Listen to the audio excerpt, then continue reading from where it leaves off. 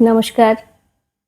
আজ শহরের কথায় একটু ভিন্নধর্মী কবিতা নিয়ে কণ্ঠে আমি নন্দিতা, আর সঙ্গে কবি পার্থসখা অধিকারীর সূর্য গেল অস্তাচলে কাব্যগ্রন্থটি।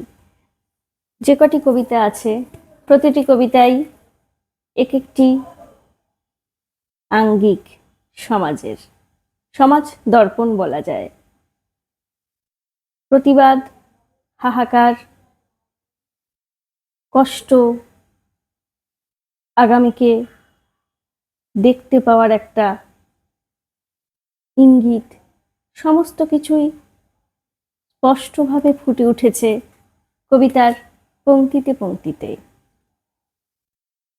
সূর্যটা যখন একটু একটু করে ডুবে যায়,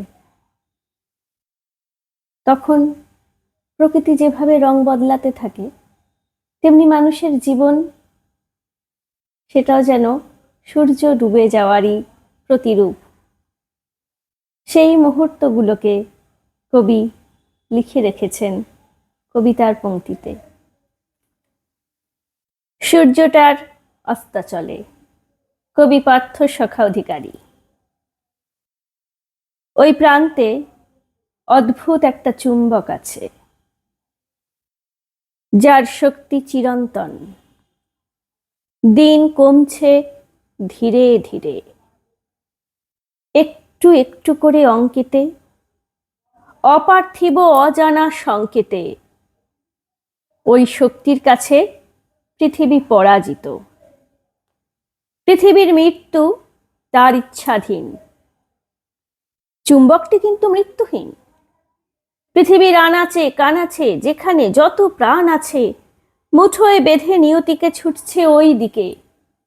দিন নেই, ক্ষণ নেই, শুভ নেই, অশুভ নেই, বারবেলা নেই, দিকশুল নেই, মুহূর্ত বিশ্রাম নেই। গুটি গুটি পায়ে জীবনের দায়ে চলেছি সবাই। চুম্বকের টানে কর্মে বিভোর থাকি, শুয়ে থাকি, বসে থাকি, নিদ্রায় আচ্ছন্ন থাকি বা অনিদ্রায়। গন্তব্যে চলেছি সবাই, তবে গন্তব্য শেষ সবার জন্য নয়। মাঝপথেই টানহীন হয় অনেকেই। টান থেকে গেলে টানতেই থাকে মোহটাকে। এখনো আমি টানে আছি, এখনো প্রাণে আছি।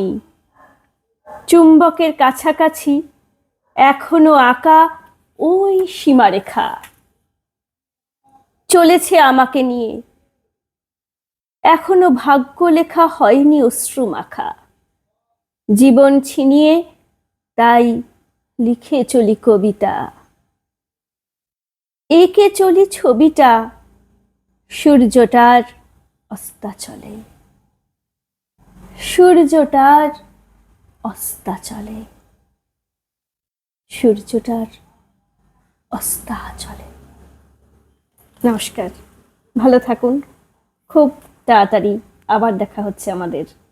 কেমন লাগলো কবিতাটি আশা করি জানিয়ে দেবেন কমেন্ট বক্সে।